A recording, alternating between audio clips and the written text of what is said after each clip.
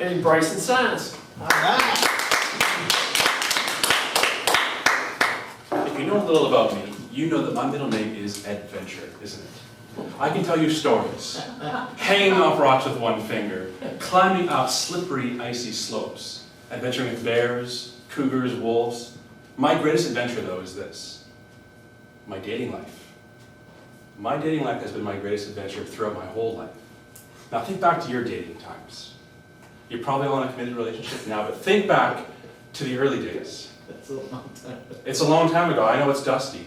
It's rusty. It's been a while. Pull that little black book, all those numbers, and blow off that dust. Because my early days were not good.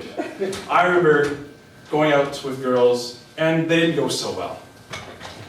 I wondered, we'd go out for a date, things would go well, maybe a hug or a peck on the cheek as the night ended. Nothing. Nothing after that. And I said to myself, what went wrong? What happened? See, dating was not like Toastmasters. In Toastmasters, you do something, they tell you how to get better next time. But when you're dating someone, they don't call you back, you wonder, what did I do? And you just wish someone would tell you. Someone would be a good Toastmaster and tell you, how can you get better for next time? I remember there was this one girl, I think her name was Caitlin. Things were going great. We had a good first date, good second date. I call her, I got her voicemail. And I call her again, I get her voicemail. I call her the third time, and I finally heard her voice. The number you were calling is no longer available. That didn't really happen. But my dating life was an adventure.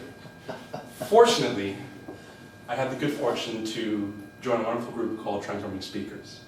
And fortunately, there was a wonderful lady in this group called Janet Law, who found me good enough to meet her niece, Miss Haley Muss. We've been together for nearly 2 years now. And I look back on the adventures Haley and I have had. We've done a lot together. We have gone adventuring for a 4-day hiking, camping trip in a very remote area of northern Vancouver Island called Cape Scott. It was amazing. We ventured to exotic locations like Spokane, Washington. It was nice. She went to a yoga retreat, I went golfing. We've had other adventures to Whidbey Island, and I look back on our adventures together. It's been a wonderful time, and I'm very much looking forward to our new adventures going forward. But I've learned 3 lessons along the way. The 3 lessons I've learned are: 1, the best apples are at the top of the tree. The very best apples at the top of the tree. And it might take you a while, might take you some troubles, you might fall and scrape your knees, like in my dating life, but eventually you get that very best apple at the top of the tree. 2, the people you surround yourself with and the relationships you have are your most valuable asset. If it wasn't for this group, if it wasn't for Janet, I would not be and have what I have today. Thirdly, when you look back on all those challenges, those missed dates, everything that happened back in the past, and as George said himself, it's blurry now. You can't even see that stuff anymore.